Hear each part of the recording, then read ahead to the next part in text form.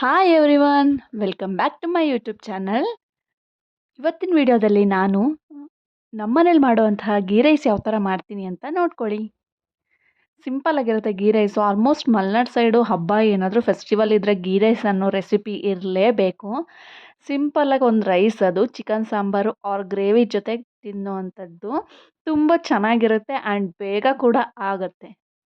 ಇಲ್ಲಿ ನಾನು ಒಂದು 2 ಮೀಡಿಯಮ್ ಸೈಜು ಈರುಳ್ಳಿ, ಮೆಣಸಿನ್ಕಾಯಿ, ಕೊತ್ತಂಬರಿ ಸೊಪ್ಪು, ಚಕ್ಕೆ, ಲವಂಗ, ಮಸಾಲೆ ಐಟಮ್ಸ್ ಎಲ್ಲದನ್ನೂ ಇಟ್ಕೊಂಡಿದ್ದೀನಿ.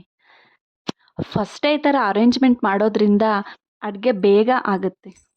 ನೆಕ್ಸ್ಟು ನಾನಿಲ್ಲಿ ಸೋನಾನೇ ತೊಗೊಂಡಿದ್ದೀನಿ. ಒಂದು 2 ಗ್ಲಾಸ್ ತೊಗೊಂಡಿದ್ದೀನಿ. ಮೆಷರ್ಮೆಂಟು ನಿಮ್ಗೆ ಯಾವ ಥರ ಬೇಕೋ, ಎಷ್ಟು ಬೇಕೋ ಅಷ್ಟು ತೊಗೊಬೋದು. ನೆಕ್ಸ್ಟ್ ನಾನು ಕುಕ್ಕರಲ್ಲೇ ಮಾಡೋದು. ಆಲ್ಮೋಸ್ಟ್ ಎಲ್ಲ ಅಡುಗೆನೂ ಹೇಳಿದ್ದೀನಿ. ಇದು ಗೀ ರೈಸ್ ಆಗಿದ್ದರಿಂದ ಗೀ ಅನ್ನೋದು ಹಾಕಲೇಬೇಕಾಗುತ್ತೆ. ಫ್ಲೇವರ್ ತುಂಬಾ ಚೆನ್ನಾಗಿರುತ್ತೆ.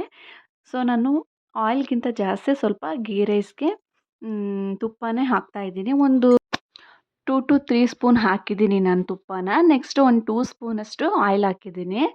ಅದು 2 ಕಾಂಬಿನೇಷನ್ನು ಚೆನ್ನಾಗಿ ಬರುತ್ತೆ ಅಂತ ಹಾಕಿದ್ದೀನಿ. ನೆಕ್ಸ್ಟ್ ಇದು ಕಾದಾದಮೇಲೆ ಒಂದು ಸ್ಪೈಸಿ ಐಟಮ್ಸ್ ಏನಿರುತ್ತೆ ಅದನ್ನೆಲ್ಲ ಹಾಕಬೇಕು.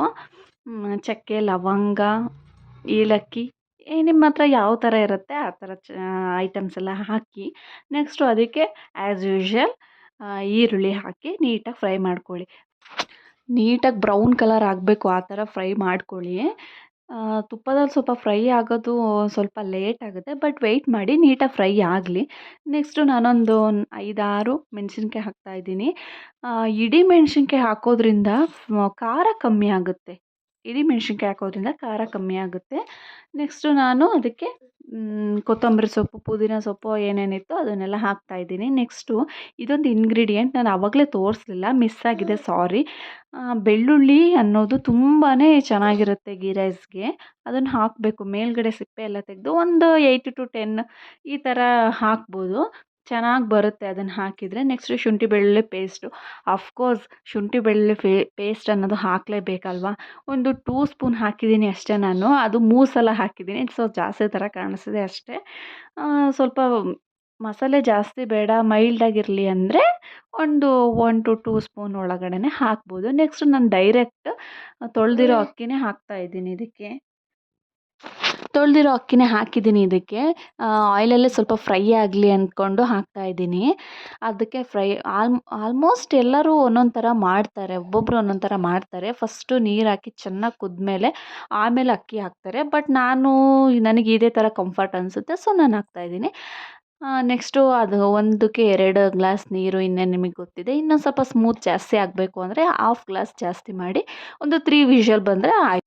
ಕುಕ್ಕರಲ್ಲೇ ಮಾಡಬೇಕು ಅನ್ನೋದೇನಿಲ್ಲ, ಪಾತ್ರೆಯಲ್ಲಿ ಕೂಡ ಮಾಡ್ಬೋದು. ಬಟ್ ನಮ್ಮ ಕಂಫರ್ಟು, ನಮ್ಗೆ ಯಾವುದು ಚೆನ್ನಾಗಿ ಅನಿಸುತ್ತೆ ನಾವು ಅದರಲ್ಲಿ ಮಾಡ್ಬೋದು. ನಾನು ಕುಕ್ಕರಲ್ಲೇ ಆಲ್ಮೋಸ್ಟ್ ಮಾಡೋದು, ಸೊ ಕುಕ್ಕರಲ್ಲಿ ಮಾಡ್ತೀನಿ. ಪಾತ್ರೆಯಲ್ಲೂ ಮಾಡ್ತೀನಿ, ಇಲ್ಲ ಅಂತ ಹೇಳಲ್ಲ. ನೆಕ್ಸ್ಟು ಅದಕ್ಕೂ ಕುದಿಯೋಕ್ಕೆ ಬಿಟ್ಟಿದ್ದೀನಿ. ಆಮೇಲೆ ಸ್ವಲ್ಪ ಉಪ್ಪು ಹಾಕಿದ್ದೀನಿ. ಒಂದು 3 ವಿಷಲ್ ಕೂಗಿಸ್ದೆ, ಚೆನ್ನಾಗಿ ಬಂದಿತ್ತು ಆ್ಯಕ್ಚುಲಿ. ಚೆನ್ನಾಗಿರುತ್ತೆ, ಸಿಂಪಲ್ ರೆಸಿಪಿ. ಆ್ಯಂಡ್ ಯಾವಾಗಲೂ ತಿನ್ನೋಕ್ಕಾಗಲ್ಲ, ಯಾವಾಗಲಾರು ಒಂದು ಸಲ ಗೆಸ್ಟ್ ಬಂದಾಗ, ನಾನ್ ವೆಜ್ ಮಾಡಿದಾಗ ತುಂಬ ಚೆನ್ನಾಗಿದೆ, ಟ್ರೈ ಮಾಡಿ. ಐ ಹೋಪ್ ಈ ವಿಡಿಯೋ ನಿಮಗೆ ಇಷ್ಟ ಆಗಿದೆ ಅಂತ. ಪ್ಲೀಸ್ ನನ್ನ ಚಾನಲ್ಗೆ ಸಬ್ಸ್ಕ್ರೈಬ್ ಮಾಡ್ಕೊಳ್ಳಿ. ಸಿಗ್ತೀನಿ ನೆಕ್ಸ್ಟ್ ಟಾಪಿಕ್ ಜೊತೆ ಇನ್ನೊಂದು ವಿಡಿಯೋದಲ್ಲಿ. Thanks for watching. Bye bye.